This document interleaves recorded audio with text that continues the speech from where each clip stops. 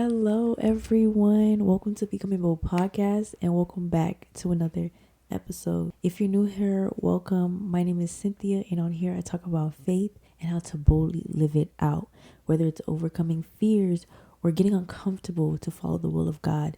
This is the space for it. So if you're interested in that, make sure to subscribe. Dive right in.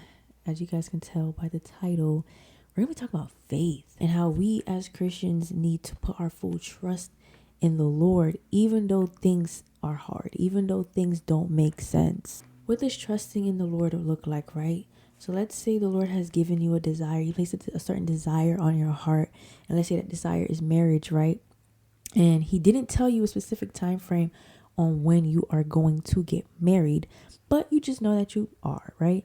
It's our human nature. Sometimes we kind of like put a date on things. So God could tell us one thing. We'll be like, oh, since he told me that today, it means that it'll probably happen next month or next year, right? So now you're waiting. Next month comes, nothing. Next year comes, nothing. So then we get into this period of where we're impatient. We start questioning God. We get confused whether we heard from him or not. And we go through this whole endless cycle of doubts and fears and thinking that we did something wrong. That's not the case.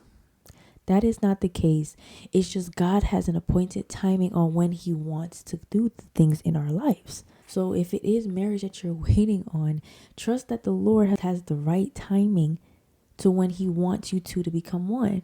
Mind you, we have to remember that sometimes the plan of the Lord is bigger than what we are, the plans for ourselves, right? So we may be thinking like, yo, God, we're just only getting married. Like, there's nothing new to that. There's nothing fancy about that. I mean, to a lot of us, we think that we believe it's fancy, right? But the Lord is very intentional, right? There's a specific time that your kids are supposed to be born. There's a specific purpose that your kids are supposed to be doing. And the timing has to be perfect, right? So you have to realize marriage is bigger than just you two. It's generational. And the same thing with any other promise, right? If it's finances, whatever the case may be, you have to trust and believe that the Lord's plan will prevail at the right timing, because whatever he is giving to you isn't just for you. It's for other people. It's for your generation. It's for your bloodline. Trusting in the Lord can be hard when you do not see what he's doing, but it's not our job to ask the Lord, hey, Lord, what you up to? Hey, Lord, are you working on it? Hey, Lord, did you answer my prayer? Did you hear me? Like, is it in the requestable in heaven? Yes, it is. The Lord hears you if it's his will, but you have to trust the Lord that it will happen. So that's basically what we're going to be talking about today. And I just want to dive in on trusting the Lord and going a little bit deeper on that. So first, let's talk about when the Lord has given you a vision, right? A lot of us, we probably receive visions from the Lord of him telling us certain things and events that's going to happen in our lives, but he did not give us a time frame. Like I spoke about earlier, we're in this state of questioning and asking the Lord, when is this going to happen? When is this going to happen? Is it going to happen tomorrow? Is it going to happen this? Is that? So we start asking ourselves all these questions and not trusting him. And then we start to get weary. We start to get tired of waiting. We get angry at God. We get frustrated. We think that we've been deceived, and we start to think that we didn't hear from God. There's a prophet named Habakkuk, and he's been giving the Lord's complaints about the very things that he's going through in his life. And you see that there's a dialogue between him and God. And we see that he's coming to God with his complaints. And then you see God is responding like, hey, relax. It's going to happen, but at a certain time. It's not time yet. And we see, this is a very common verse a lot of us probably are familiar with. But we see in Habakkuk 2, verse 3, it says, the vision is for a future time. It describes the end and it will be fulfilled. If it seems slow in coming, wait patiently, for it will surely take place. It will not be delayed. You see here that the Lord, we can all apply this to our life, not just Habakkuk, but we can all apply it to our life. That a lot of the times when God gives us a promise, it's for a future timing. It's not for right now. And I feel like the moment we start accepting that and believing that in our hearts, that it's like, Lord, whenever this vision is supposed to come to pass, I am okay with that. I am content with that. But in the meantime, I will wait patiently for you. And if you grow weary in that, ask the Lord to renew your strength. Isaiah 40 verse 31. But those who trust in the Lord will find new strength. They will soar high on wings like eagles. They will run and not grow weary. They will walk and not faint. We have to continue putting our trust in the Lord, going to the Lord saying, hey Lord, I am growing weary in waiting. I feel like I cannot wait any longer. How much longer? And if we present this to him, he will renew our strength. We will be able to have the strength to continue waiting on him. Even though a promise may seem like it's happening so slowly and it's taking so long, the Lord says at the right time, it will happen. So we have to actively ask the Lord to renew our strengths every time we get weary of waiting, because a lot of us, we get tired of waiting. We get tired of waiting and we want the Lord to deliver this promise. We want him to bring the husband. We want him to bring the wife. We want him to bring all of this right now, instead of just trusting the Lord and believing that it will happen. And for those who are having a hard time believing, like every time you try to believe, every time you try to just let it go and let God, you just can't seem to believe that it will happen. In Mark 9, we see that there's a father with a demon-possessed child. And we see that he's presented his child to the Lord. And he was like, Jesus, like, my son has a demon and it's doing all of these things to him. He's been having it for a while. And he said, if you can, please help us. And we see Jesus kind of checked him. He was like, if I can, like, anything is possible if you believe. And so we see that in the passage, he later then asks Jesus, he says, Jesus, I do believe, but help me with my unbelief. So we kind of see here the feeling that the father is feeling, which he believes in the character of God. I'm pretty sure he's seen God do and Jesus do all of these miracles. He's seen Jesus perform all of these miracles. It's just he kind of doesn't believe that the Lord can do it for him. And how many of us are dealing with that and struggle with that? So where we believe Jesus can do it for other people, but we're having a hard time believing that he can do it for us. That's why Jesus had to remind him. He's like, anything is possible for the person who believes. So if it's unbelief that you're dealing with, do not let your unbelief, do not let your lack of trust in the Lord stop you from receiving your blessing. All throughout the Gospels, we see that Jesus was moved by faith. And if the person did not have faith, he did not perform the miracle for them. So this is why it's so crucial to put your full trust in the Lord with a promise. The next thing I want to talk about is how to trust the Lord in times of difficulties. One of the things that I've realized in my walk with Christ, especially like what I've gone through during difficult times, is that I feel like at the time, a lot of people were promoting Christianity as something to where it's like, well, if you're saved, you're on the safe side, you're going to avoid difficulties and trials and everything like that. Life is going to be sunshine and rainbows. And it hasn't really been talked about on how it's like, no, that's not what this walk is about. This walk is about you going through hard times, but with the Lord on your side. Right? So I feel like if we are going through difficulties and we're going through these trials, but we go in with the mindset of like, the Lord is with me. The Lord is with me. The Lord is with me. Instead of, well, God, I'm your child. Why am I going through this? Why am I going through difficulties? I'm saved. I read my Bible every single day. I prayed every single night and day.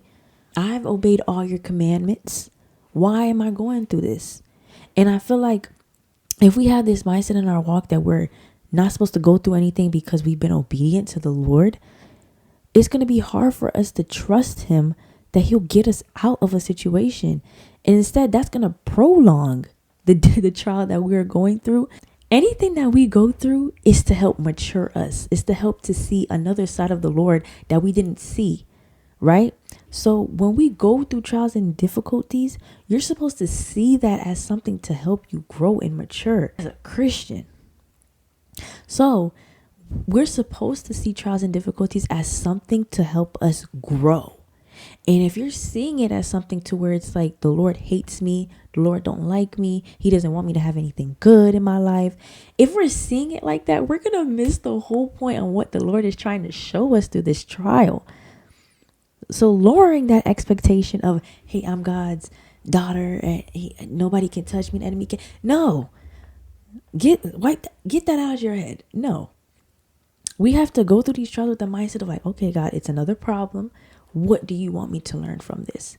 And that's something I've wrestled with for so long. Like, I generally had to humble myself and be like, okay, Cynthia, like, if you're going through this, it means there's something that either the Lord wants to reveal about you and he wants you to bring that to him to remove that out of your heart, or it's just something he just wants you to learn and so you can grow and you can help somebody else, right? So this is why it's so important to not see trials as God just being a big meanie, but him wanting to see you flourish, wanting you to become more like Christ. 2 Corinthians chapter 6 verse 4 says, in everything we do, we show that we are true ministers of God.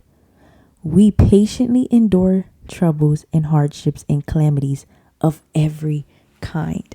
The Lord never promised us a life without struggles, without trials, but he promised to be there for us. And it's our job when we go through these things to endure. And it's like when we know that the Lord is on our side, it kind of helps ease up what we're feeling. Another thing too that can help is looking back and seeing what the Lord has done for you in the past. Let's say it's healing of a loved one or even yourself that you're waiting on the Lord for, right? And you don't know if the Lord's going to come through for you. You're getting discouraged. You're frustrated.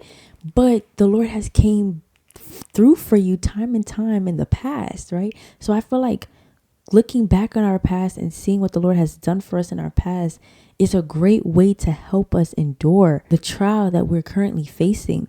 There's plenty of times to where I've gone, let's say if I'm going through something and I'm just like, Lord, are you gonna come through for me? I'm so tired. I'm frustrated. I don't know what I'm gonna do. I feel like I'm gonna die. Like, come on, God.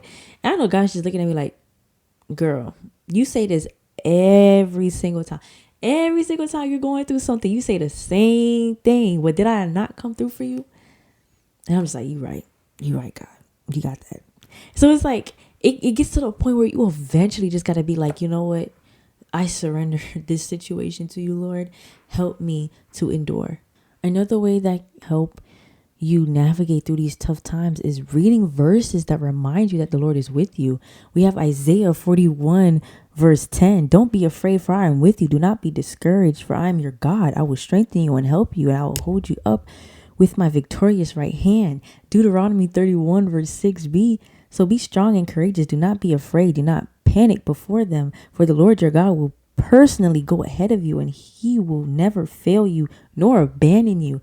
Psalms 23 verse 4. Even when I walk through the darkest valley, I would not be afraid, for you are close beside me. Your rod and your staff protect me and comfort me. There is so many verses in the Bible that is reassuring, that can gladly reassure you during these tough times. And this leads me to my next point, which is how to navigate through the doubts and the unbelief in your mind. I know we touched on this topic a little bit in point 1 or 2, but I'm gonna go a little deeper on why I have this as a point. In 2 Kings chapter 4, we see that there was a woman who's been longing for a son, and Prophet Elijah came, and he was like, "Can I do anything for you? What do you need?" And she was like, "No." She brushed it off, and that's when Elijah eventually got news that she's been wanting a son, but her husband and herself are of age, and they feel like they can't have one. And so that's when he told her, around same time next year, you will have a son. And she was just like, please do not deceive me. Do not get my hopes up. And then it ended up happening, right? So who are we to tell the Lord, Lord, you can't do this in my life. This is all I got. Her husband was of age. The scripture says that her husband was old, and she believed that she could not have a son because of that. And the Lord came through. So I don't know, whatever situation that you are going through and you feel like it may be a valid reason onto why you can't receive what the Lord said that he was going to do in your life, but you need to let that go. You have to tell yourself like, yo, this is the God of the universe, the creator of the world. Who am I to tell him he can't do something in my life because of this, that, the third? It doesn't make any sense. We have to know our place as dirt. He's God. Who are we to tell him that he can't do anything in our lives? We see in James chapter 1 verse 6, it says, but when you ask him, be sure that your faith is in God alone. Do not waver, For a person with divided loyalty is as settled as as a wave of the sea that is blown and tossed by the wind. Such people should not expect to receive anything from the Lord. Their loyalty is divided between God and the world, and they are unstable in everything they do. The Bible talks about how if we have wavering faith, is if one minute we believe and the next we don't, and we say these doubts and fears out loud in our head or verbally speak these things, it looks like 1 minute you believe, the next you don't. 1 minute you believe, the next you don't. And it's wishy-washy. Pick a side. It's either you don't believe or you believe. But regardless, if you're in the middle of that, don't expect to receive anything from God. Don't expect it. So put your full trust in the Lord, even when things don't make sense, even if you feel like there's no possible way of this promise or you coming out of this tough situation. Trust that he will come through for you. Trust that you will get the desires of your hearts if it's his will. Believe today. Thank you guys so much for tuning in onto this episode. Hope you guys enjoy, and I will see you guys in the next episode. Bye.